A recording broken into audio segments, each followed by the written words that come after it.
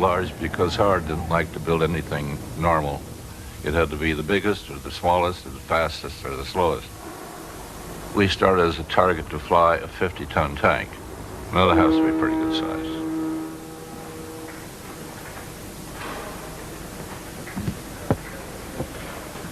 He was a perfectionist, but he couldn't make up his mind.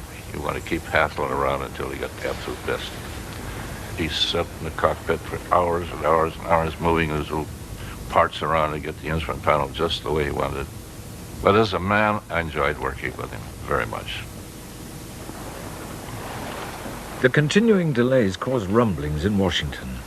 The construction had swallowed vast sums of public money. Hughes was summoned to a Senate committee investigating the project.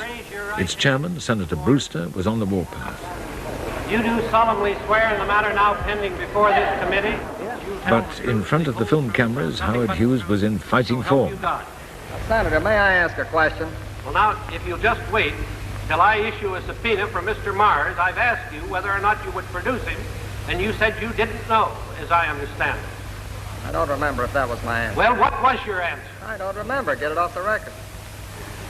Well, now, Mr. Hughes, I'm asking you what your answer was. And we're not going to have this bickering back and forth. You are before this committee, and you're going to answer the question. You asked me just now about a reply that I made. My answer is I don't remember. Now, the man is taking it down there. Well, I'll ask you again. What? Will you bring Mr. Mars in at the 2 o'clock session? No, I don't think I will.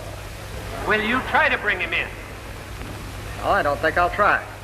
I put the sweat of my life into this thing. I have my reputation rolled up in it. And I have stated several times that if it's a failure, I'll probably leave this country and never come back, and I mean it. On November the 1st, 1947, the giant flying boat was finally ready. Hughes prepared to take it out on taxiing trials. The aircraft was officially named the Hercules, but already it was known by everyone as the Spruce Goose. Obviously, flying crept in all of our minds because of the Senate investigation and the impact it would have. I was sitting in the co-pilot seat.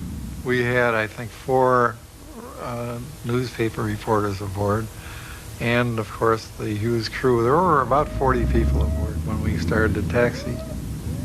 And the first taxi run, Howard had us looking out the windows and looking for logs and debris, and the only one who saw anything at all was Howard.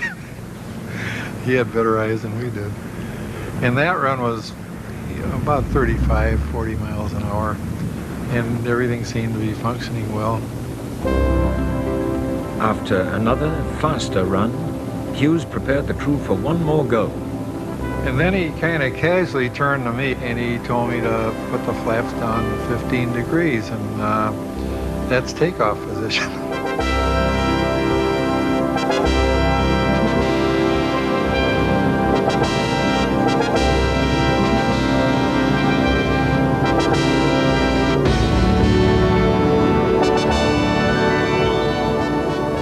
He was surprised when it took off, and he recovered rapidly from the surprise and executed a beautiful landing, but his first words when we hit the water was, "Boy, those flaps balloon this thing."